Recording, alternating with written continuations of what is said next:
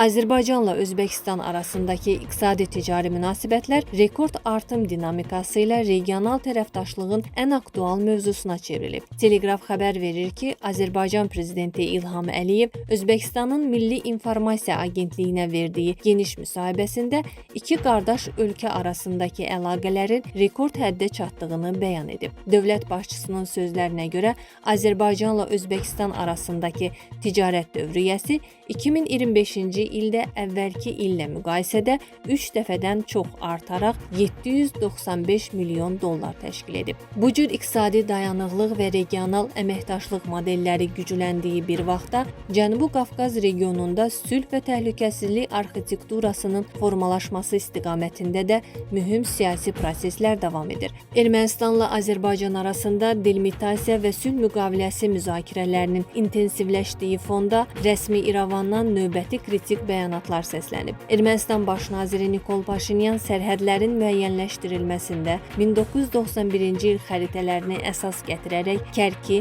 Barxudarlı və Yuxarı Əskipara kəndlərinin Ermənistan ərazisi sayılmadığını deyib. Prosesin dinc yolla və sakinlərin maraqları nəzərə alınmaqla həll edilməli olduğunu vurğulayan Paşinyan, hələlik anklavlar mövzusunda konkret razılaşmanın olmadığını əlavə edib. Xatırladaq ki, Ermənistan daxilində yerləşən 4 anklav kənd Azərbaycana qaytarılmalıdır və İrəvan rəhbərliyi bu məsələnin delimitasiya çərçivəsində həll ediləcəyini bəyan edib.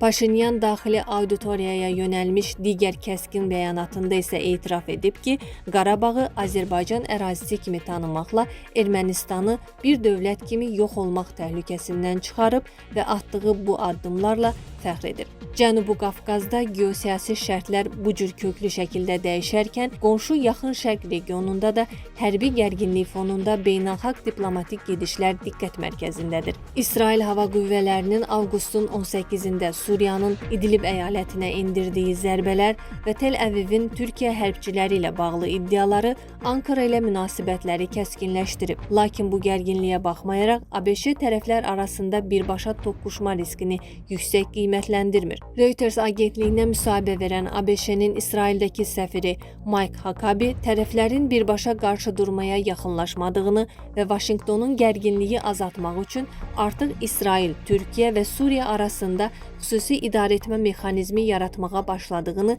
diqqətə çatdırıb. Yaxın Şərqdəki hərbi risklərlə yanaşı, Cənubi Qafqazın digər qonşusu olan Gürcüstanda da ciddi daxili siyasi böhran və demoqrafik təhdidlər yaşanır. Ölkədəki kütləvi Rus miqrasiyası fonunda Gürcüstanın sabiq prezidenti Mixail Saakashvili ölkədə yaşanan miqrasiya dalğasını əsrin faciəsi adlandıraraq həyəcan təbili çalıb. Saakashvili Rusların kütləvi şəkildə Gürcüstana köçürülməsini ölkənin müstəqilliyinə fəlakətli təhlükə kimi qiymətləndirib və yerli hakimiyyəti bu prosesi Rus xüsusi xidmət orqanları ilə koordinasiyalı idarə etməkdə ittiham edib. Sabiq prezident bu demoqrafik dalğa nəticəsində Rusların sadəcə Azərbaycanlıları da geridə qoyacağını bildirib.